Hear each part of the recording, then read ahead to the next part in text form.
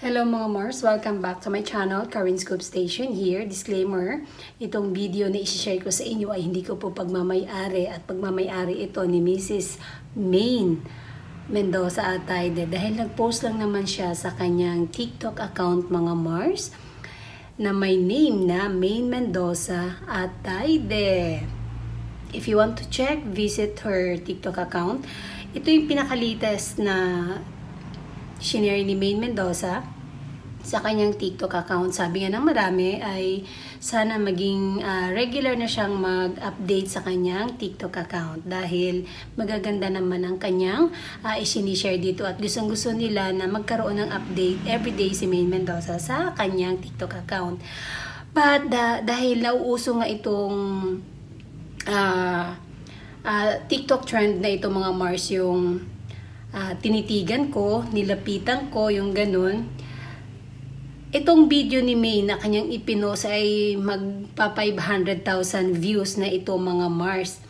Kung iyong papanoorin, akala mo ay naku-confuse lang siya sa para kung iisipin mo, nagtataka siya.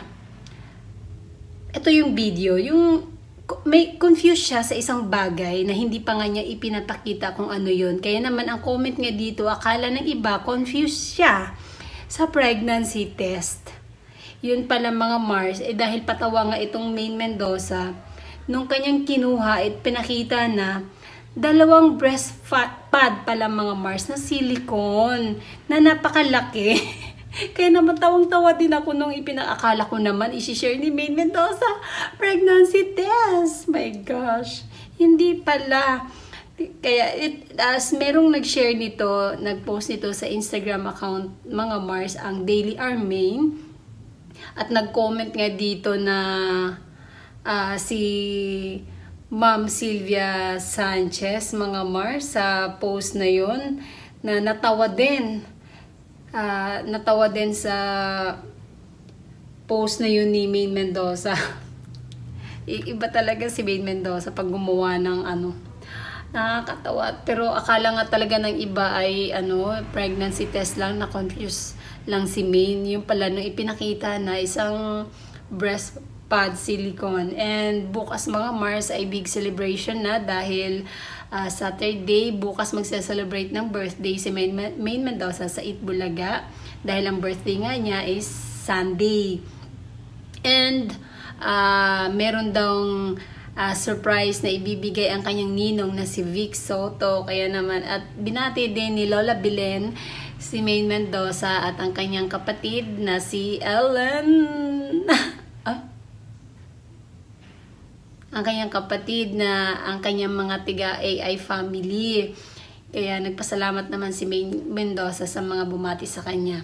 And abangan natin bukas mga Mars dahil last year sila ay nasa Itbulaga pa. Ang daming cake noon last year, no? Parang napuno ata yung studio, yung stage nila, napuno ng cake para lang kay Maine Mendoza. Sorry naman, may dumaan na. Try! And basta, excited ako bukas mga Mars. Sana mag-guess ang kanyang asawa na si Arjo Atayde bukas mga Mars. Or kahit hindi man lang magpunta sa studio or sana may mga message. Basta, abangan na lang natin bukas ang birthday celebration ni Maine Mendoza sa Itbulaga sa TV5. And that's it mga Mars. Thank you for watching. Bye! Ay, meron pala ako i-share dahil napanood ko to noong Thursday. Yung 'di ba nagkukulit, may pasayaw silang paliyad na naka-bend lang sila. Yung parang natutuwa, masaya lang sila. Sila Atasha, si Raisa, si Mars. Biglang sinabi ni May na, "Uy, nanonood yung asawa ko." Kasi siguro naalala niya yung mga pinaggagawa niya, yung pala yung asawa niya nanonood sa noontime show, yung Eat Bulaga. And that's it. Bye. Thank you for watching this video. Please like, comment, and subscribe for more scoops. Bye! Shout out Armenian.